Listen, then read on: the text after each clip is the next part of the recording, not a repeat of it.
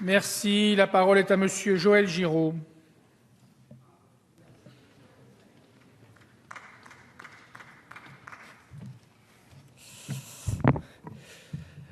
Merci Monsieur le Président, Monsieur le Ministre, Monsieur le Président de la Commission des Affaires économiques. Non, il est reparti. Mesdames, Messieurs les rapporteurs, Mesdames, Messieurs les députés, chers collègues. Le projet de loi qui nous est soumis aujourd'hui a l'ambition d'associer l'agriculture, l'alimentation et la forêt. La France est un pays agricole, chacun de nous connaît ses racines, et si l'agriculture française a une belle histoire, c'est aussi notre quotidien, c'est ce que nous avons dans notre assiette. L'agriculture, ce sont des paysages que nous traversons ou habitons, c'est aussi ce que nous partageons au-delà de nos frontières. Les agriculteurs ont donc besoin d'un projet de loi ambitieux qui leur donne les moyens de cultiver, élever, produire dans de bonnes conditions. L'agriculture et la forêt ont besoin d'un projet fort et rassembleur pour que l'aménagement et la vitalité de nos territoires soient au cœur de nos préoccupations et remis à la place qu'ils méritent.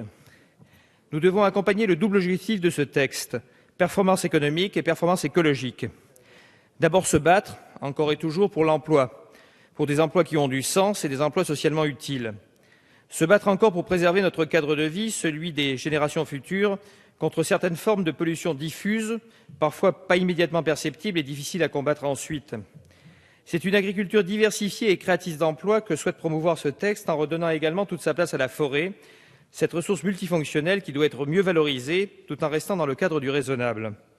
Si nous soutenons et encourageons la préservation et l'entretien des forêts françaises, l'éventualité d'une obligation de compensation de reboisement pouvant aller jusqu'à 5 fois la surface défrichée prévue à l'alinéa 61 de l'article 30 semble excessif. Imaginez les conséquences d'une telle mesure pour le défrichement d'une forêt de frêne qui, dans une zone humide de montagne, ne met pas 5 ans à pousser. La compensation serait totalement déraisonnable, voire envahissante. Nous vous proposerons donc un amendement pour limiter ce coefficient multiplicateur. Dans la lutte contre l'artificialisation des terres, qui nous préoccupe tous, la forêt doit être prise en compte à sa juste valeur. Permettez-moi également, en tant qu'élu d'une vallée des Alpes et en tant que président de la commission permanente du Conseil national de la montagne, de vous parler de sujets que j'ai la prétention de connaître un petit peu. Dans nos territoires en relief, nous savons l'importance, la nécessité de l'agriculture et de la forêt, mais aussi leur très inquiétante vulnérabilité. On observe plus fortement qu'ailleurs le net recul du foncier agricole, notamment dans les massifs alpins et pyrénéens, et plus encore dans les zones de piémont. En 10 ans, le nombre d'exploitations en montagne a diminué de près de 23%, diminution qui s'accentue en haute montagne et dans certains massifs. Garantir l'avenir de l'agriculture de montagne, c'est pourtant garantir la diversité de notre modèle, c'est préserver une agriculture de qualité et de proximité dont le rôle en faveur du maintien de vallées vivantes, d'espaces ouverts, de paysages montagneux, de lutte contre les risques naturels n'est plus à démontrer. Les travaux de la Commission des affaires économiques ont permis de faire entendre certaines des spécificités de cette agriculture de montagne. Je me réjouis que le Conseil national de la montagne puisse être représenté au sein du Conseil supérieur d'orientation et de coordination de l'économie agricole et alimentaire. De la même manière, les territoires de montagne seront représentés dans les commissions départementales de préservation des espaces naturels, agricoles et forestiers. Nous avons également pu inscrire dans l'article 1er la contribution essentielle de la politique d'installation à l'aménagement du territoire, en affirmant le principe de maintien sur l'ensemble du territoire, y compris en zone de montagne, d'un nombre d'exploitants agricoles en adéquation avec les enjeux d'entretien des paysages, de biodiversité et de gestion foncière. La référence à la loi montagne a pu aussi être insérée au texte. Nous avons déposé d'autres amendements qui seront soumis à discussion au cours de l'examen du texte et que nous aurons à cœur de défendre. Nous vous proposerons, comme un collègue récemment l'a dit, il s'agit de Martial Saddier, que les comités de massifs concernés par un plan régional d'agriculture émettent un avis sur ce dernier, les préfectures de région étant parfois très éloignées de leurs arrière-pays. En ce qui concerne la formation, qui est un levier essentiel pour transformer notre agriculture et la rendre plus performante d'un point de vue économique et écologique, nous demanderons que les offres de formation biqualifiantes qui correspondent aux réalités de nos bassins d'emploi, marqués par la pluriactivité, soient proposées dans les schémas prévisionnels des formations et les programmes inscrits à l'article 10 de la loi montagne. Nous vous proposerons aussi un amendement pour que le rôle de la forêt contre les risques naturels gravitaires soit reconnu dans le code forestier. Sur les terrains en pente forte, la forêt permet de fixer les sols, et nous savons tous combien il vaut mieux prévenir que guérir. La notion de forêt de protection existe en effet déjà dans les plans de gestion de la forêt, mais elle ne correspond pas à une définition légale ou réglementaire. L'inscription dans la loi permettrait de pallier ce manque et peut-être un jour, Monsieur le Ministre, d'obtenir la sortie de ces forêts de protection de la surface taxable des forêts communales. Ne sait-on jamais. Et puisque nous parlons de gravité, Je vous avais interrogé, monsieur le ministre, le 11 juin 2013 dans cet hémicycle sur l'irrigation gravitaire en montagne. En montagne, les canaux qui utilisent la pente et les lois de la gravité pour irriguer les parcelles agricoles constituent non seulement un marqueur de paysage à haute valeur patrimoniale et pédagogique, mais aussi une solution qui reste adaptée aux enjeux du partage de l'eau et du maintien d'une agriculture locale et de qualité. Dans les régions de montagne, ces ouvrages d'art, parfois longs de plusieurs kilomètres, se sont développés depuis le Moyen Âge et contribuent à la lutte contre l'érosion. Ils sont le plus souvent gérés collectivement. Leur mode de gouvernance collectif est exemplaire, à l'heure où l'on tente de faire dialoguer les différents usagers autour de cette ressource essentielle.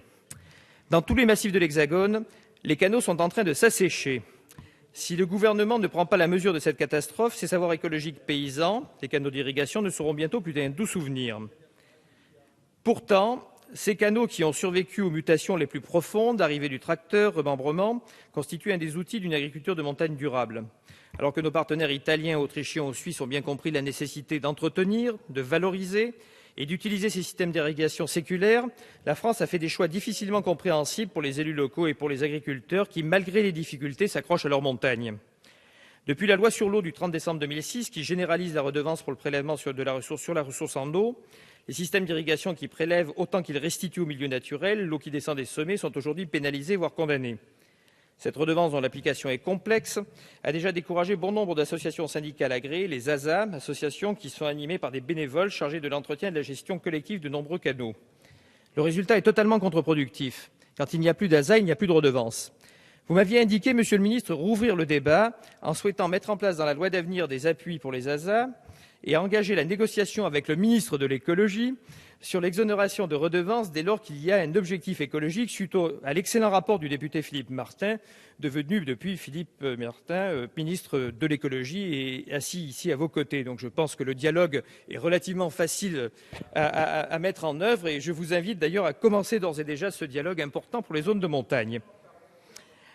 Votre texte ne contenant aucune disposition en ce sens, je vous demande que nous mettions à profit la navette parlementaire pour y travailler. Après tout, il a fallu très peu de temps pour supprimer l'aquataxe il y a quelques jours prévue par la même loi sur l'eau. Ne pourrait-on pas faire un effort identique pour l'irrigation gravitaire en montagne ? Enfin, d'une manière plus générale, nous défendrons et soutiendrons nos amendements qui visent à faciliter l'installation des jeunes agriculteurs et les transmissions.